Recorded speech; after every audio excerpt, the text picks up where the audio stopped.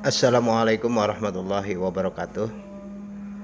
Baiklah, pada hari ini kita akan berbicara mengenai ruang lingkup komunikasi antar budaya. Komunikasi antar budaya atau intercultural communication adalah sebuah proses di mana terjadi pertukaran pemikiran atau pertukaran makna antara orang-orang yang melakukan proses komunikasi itu dengan berbeda budaya atau berbeda latar budayanya.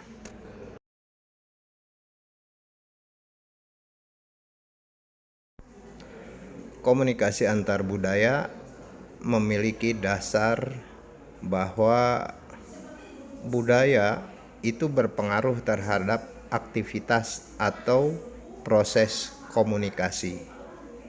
Proses pemaknaan terhadap komunikasi baik verbal maupun non-verbal menurut budaya yang itu ada di dalam pikirannya, yang terakumulasi di dalam pola pikirnya. Proses komunikasinya dilihat dari konteks apa-apa yang menjadi pesan atau apa-apa yang sedang dikomunikasikannya.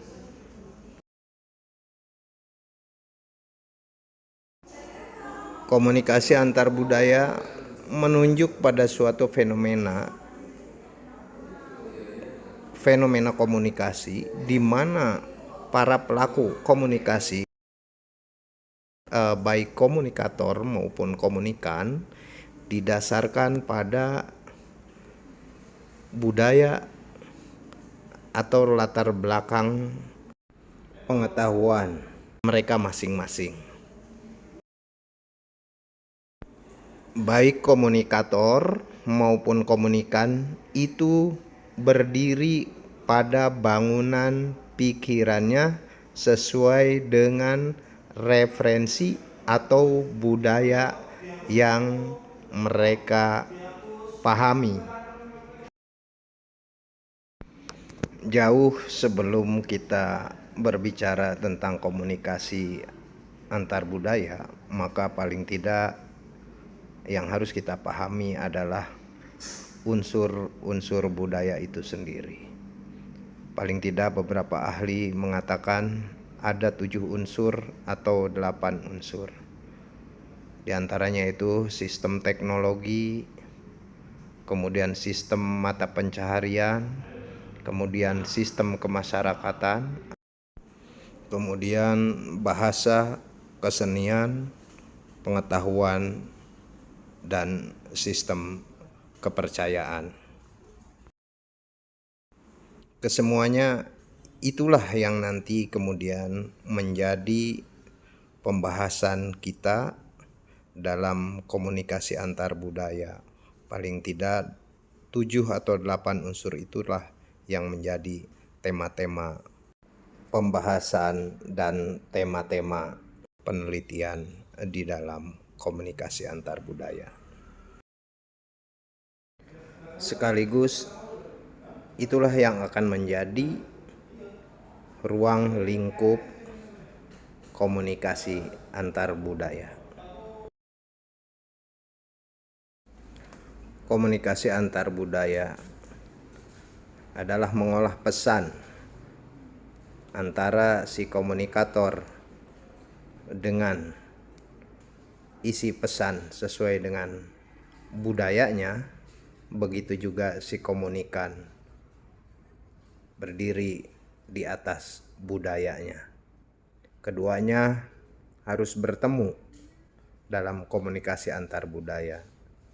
Maka dibutuhkan saling memahami, si komunikan memahami komunikator. Begitu juga si komunikator harus memahami si komunikan.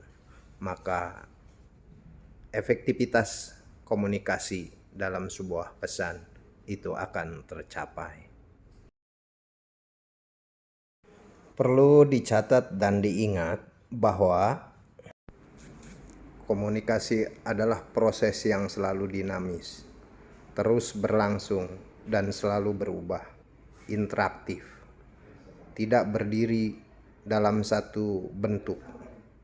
Komunikasi terjadi tidak mungkin dalam kondisi terisolasi, tetapi komunikasi terus berjalan dalam konteks fisik maupun konteks sosial, yang kemudian merefleksikan bagaimana seseorang hidup itu berdampingan sehingga tercipta pola-pola yang terus berkembang.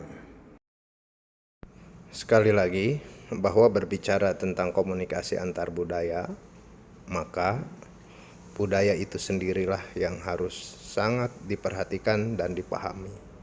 Dari 8 unsur atau 7 unsur budaya inilah yang harus dipahami betul-betul, karena budaya itu berbicara tentang pengetahuan, pengalaman, kepercayaan, nilai keagamaan, sikap, struktur sosial, serta hampir seluruh ruangan kehidupan yang lainnya. Berbicara ilmu komunikasi, terlebih komunikasi budaya dan komunikasi antar budaya, itu bukan berbicara tentang siapa berbicara apa atau menerima pesan apa, tetapi komunikasi antar budaya itu adalah mempresentasikan apa yang ada dalam pikirannya, dalam perilakunya, yang disandikan atau disampaikan kepada halayak. Komunikasi antar budaya adalah pengejawantahan tentang manusia yang memiliki harkat martabat serta budaya. Demikianlah pertemuan kali ini, mudah-mudahan bermanfaat dan dapat dijadikan bahan perenungan. Terima kasih. Assalamualaikum warahmatullahi wabarakatuh.